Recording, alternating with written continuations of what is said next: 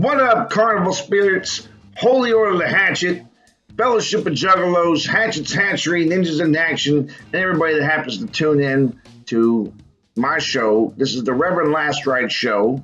I'm your host, Reverend Rite. Here's my daughter, Ariana. She wants me to wear the glasses today. I don't know why she wants me to wear the glasses. I'm not outside, kind of feel like Stevie Wonder, or maybe like one of them blues groups. Was on CarnivalSpirits. I was preaching a sermon. Juggalos were tuning in. And they had a bottle of Fago. Okay, I'm not going to keep going. But she wants me to talk about plants today. Explain plants. So, what better way to talk about plants? I'm going to roll a sermon about plants and how that all comes together. You ready for this? Okay, we're going to learn about some plants today. So everything starts off. What's a plant start off with? When it's a little baby plant. What is it? When you open up the apple, what do you have inside? A seed. That's right. Everything starts off with a seed. And same thing when it comes to spirituality, when it comes to your culture, when it comes to your core belief structures, it starts off as a seed. And where do we plant that seed at? Where is that seed supposed to go? Here, move that closer so people can see you. My baby daughter here. The farm. At the farm? Well, where in the farm does it go? In the dirt, in the soil. That's right. And same thing with your beliefs, your structures, your foundations, your moral ethics, if you will. They start off in a fertile soil. That's where you want them. You want them in a fertile soil. And you want it to be fertile so it can grow. What happens if I take that seed and I plant it in some concrete? What's going to happen to it?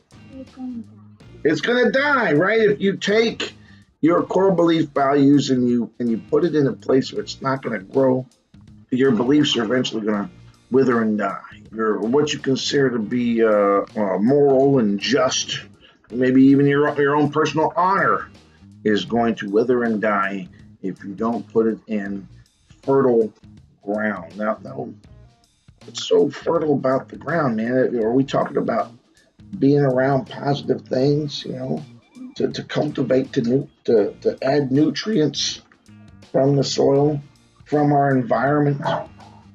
We want to do that, right? So what else do we need? Sunlight. We need sunlight, right? To shine. We need that shine to not only rain down upon us. Probably rain down's a bad word. Shine down upon us. And we need that shine to glow from the inside too, right? Because, granted, we're not plants, but we process things kind of like plants do. We take the goodness of the light, and we process it inside, and we turn it into energy for our spirit, right? So we take the positivity of the world and we use it as energy for our spirit, right? So a plant does this. How does a plant, what's it called when a plant takes that energy and turns it in, that sunlight turns it into energy? What do you call that? It starts with, sounds like an F, but it's a PH.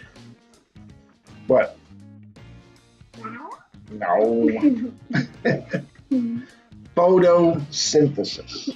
Photosynthesis is when the energy from the sun's rays come down and it shines on the plant and it turns that ultraviolet light, turns it into energy.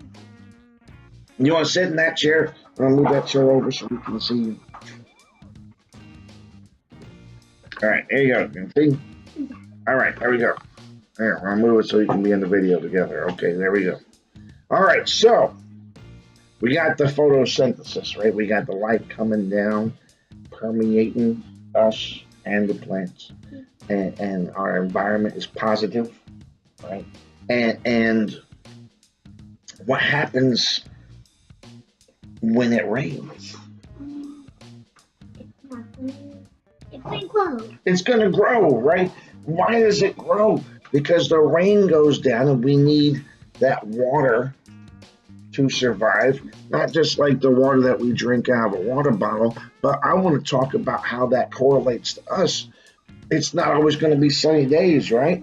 And some days it's going to storm, and you struggle in the storm, and you have to endure that struggle so that you can grow, right? Okay, we want our plant to grow. We want ourselves to grow as well.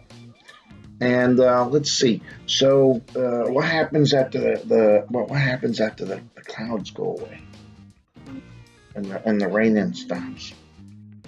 It will be sunny. It'll be sunny again, right? So every day is a new day, a chance to be sunny again, right? So what happens? It starts to start small. It starts to grow, right? And the leaves are branching out, right? And it's reaching for that sunlight, reaching for the sky, right? And then things start to grow on the leaves, right? And you have what? Sometimes you have, they're pretty and they're colorful, and you like to give them to mommy. Whatever color, but what is it? What do you call that? So it could be rose. A rose. A rose is a Flower. flower. It's a flower. Sometimes you don't get flowers. You eat them from the grocery store. The minions like to eat them too. It looks like salad, but it's not salad. It's not a salad. You can put it in a salad. You can make a salad out of it. Oh, you can make it outside of red. Ranch, okay. What I'm talking about is fruit. Sometimes we get flowers, and sometimes we get fruit. And Like that. yes, fruit. And we bear fruit within our lives. The sweeter our lives are, the better choices that we make determines the fruit that we bear. So if a flower or a plant is reaching into the sunlight, they're going to have all that energy, all that positivity.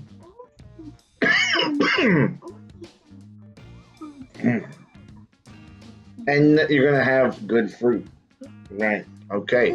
So what if it doesn't go into the sunlight and instead goes into the darkness?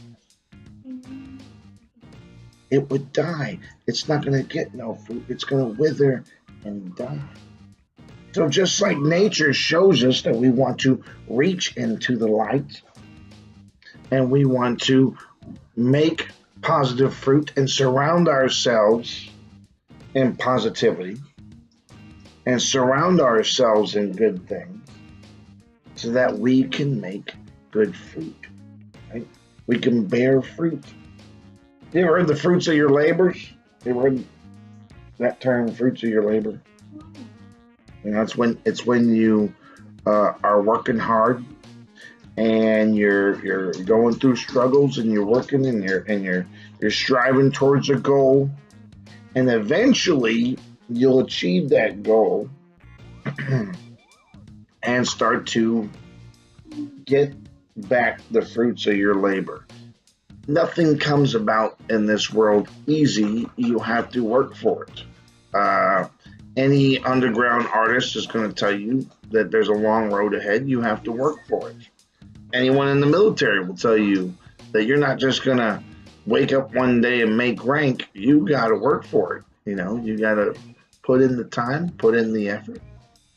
And we always have to try to surround ourselves with positive influences. We got to make the people that are around us, you want to share that light with them, share that positivity with them, Doesn't matter what religious background, culture, or spirituality is. It don't take much to share a good word, and it doesn't have to come from a Bible. It doesn't have to, share a positive word, share a positive message. It can be as simple as walking up and putting your arms around, say, "Whoop whoop, what's going on, homie? Tell me something positive today." When I used to start off sermons back in the day, we'd always do a little bit of news, and everyone would get a chance to share something about themselves or share a positive experience, a chance to share good news, because no one wants to hear the bad crap all the damn time. I feel like when you turn on Facebook or you turn on the social media, all you get is the negativity. Where are the stories of positivity? Where's the stories of somebody coming up? And when you see somebody come up, congratulate them. They went through their own personal struggles. They went through their own trials. They had to grow too. They had to reach for that light. They had to weather the storm and learn and collect the pieces, the droplets of water. And they had to cultivate themselves in that soil and get the nutrients and learn from their experience so that they too can bear fruit. Everyone has the opportunity to bear some fruit. And when someone bears fruit, you don't compare whose fruit's bigger. You don't compare whose fruit's the more juiciest. You don't compare, oh, well, I know you did this work. I did this work over here. My work's better than your work. That's not how it works. You congratulate yourself because you've reached that plateau. You've achieved that step. Someone else has achieved it too, and they understand your struggle. And that's how we have to go on as juggalos, just understanding one another's struggle and move on, take a step, and then another step, and then another step, and keep growing in this positivity. That's right, so that we could all bear good fruit. What are you doing? All right, juggalos, thank you for this opportunity and chance to spend with me and my daughter. And we start, you got the little Google box, aren't you? All right, go ahead. Much love and whoop whoop.